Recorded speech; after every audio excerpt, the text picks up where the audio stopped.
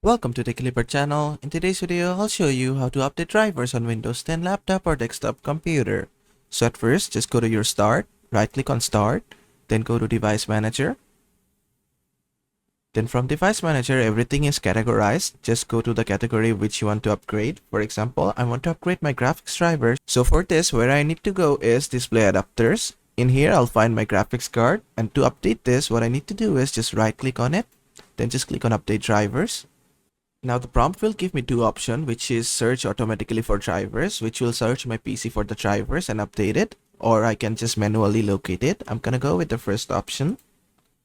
And there you go, that best drivers for your device are already installed. That means my device is fully updated right now.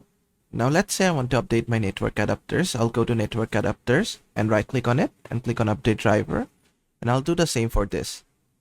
And done. And then close this. And that is basically how to update drivers on Windows 10 laptop or desktop computer. I hope this video was helpful. If it was, please give it a thumbs up and don't forget to subscribe.